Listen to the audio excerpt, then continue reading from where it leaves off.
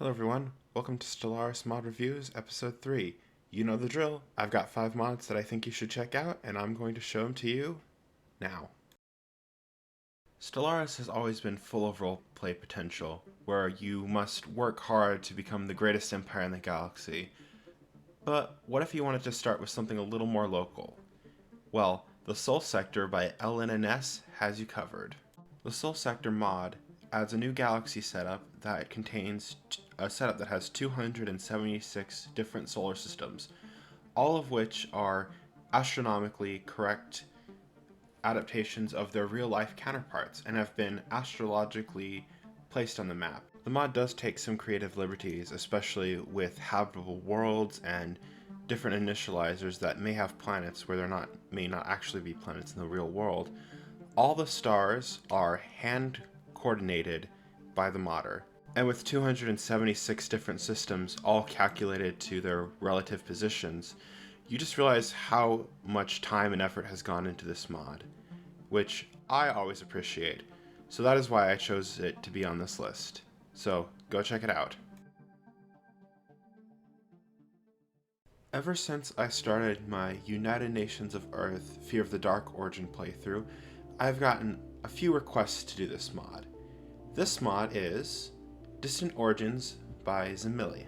This mod is also our first commenter suggested mod on this series, so if you have a mod that you want to see, put it in the comments and I'll take a look. Distant Origin tells the story of two cultures fighting over their home world. One culture wins the war and gains complete mastery over their planet, while the other culture flees, and this is reflected in their two different origins, Contested Capital and Interstellar Exiles.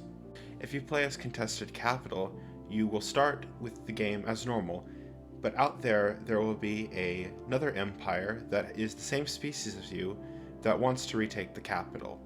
They will be aggressive as they have a -100 opinion towards you, and a farther -1000 if they are vengeful. Choosing Interstellar Exiles will instead have you play as the Exiles, who live on a different planet from their capital, and it is their goal in the game to go and get it back. Now, you have a few penalties because you are not on your home world, but you must overcome the challenges and take it back. So, which will you play? A vengeful exile, or the victors of a war long forgotten? The mod also embellishes the Lost Colony, Shattered Ring, Void Dwellers, Calamitous Birth, and Remnant's origin. For Lost Colony, Shattered Ring, Void Dwellers, and Calamitous Birth, your homeworld is still out there. However, there may not be another empire with your species living there. And then, according to the wiki, there are different things that may have happened to your homeworld, depending on what the game wants to do.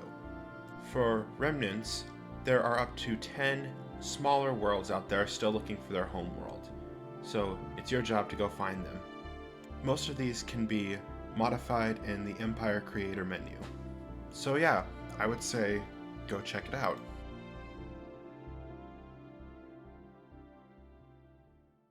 In older versions of Stellaris, you used to be able to build military stations besides the spaceports.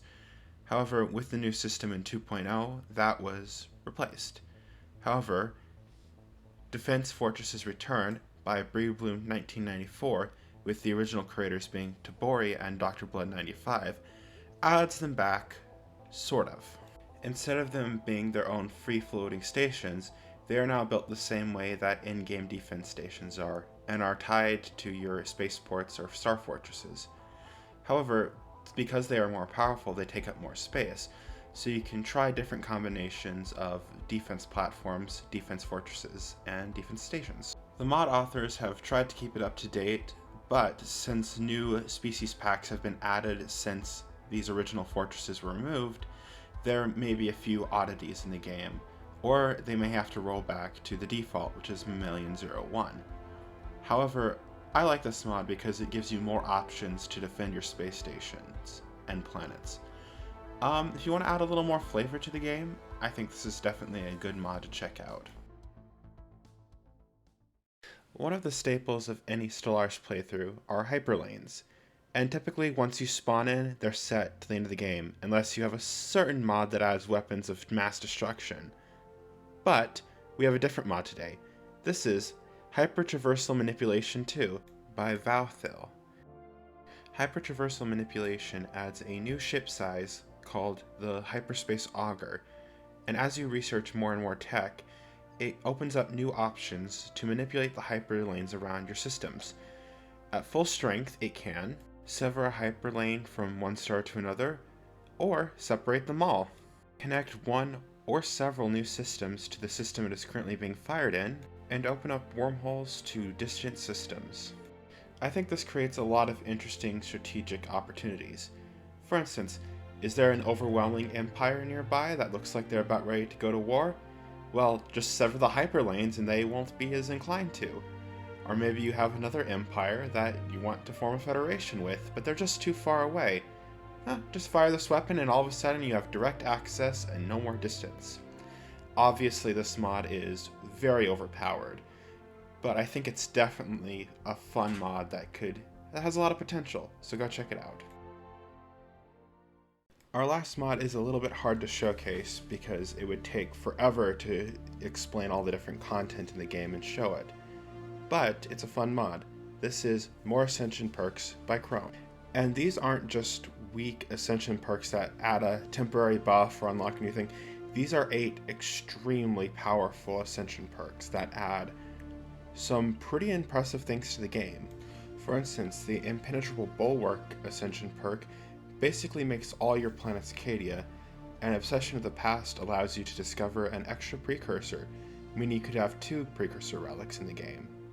And actually, those are the pretty tame ones that don't change the game too much. I know, hard to believe, but when you see EMP pulses, which basically mean that enemy ships can't regenerate their shields in your system, and Legions of Infinity, which spawn ships of the same size after your fleets are defeated, you realize just how insane some of these Ascension perks can be, and those are just half of them.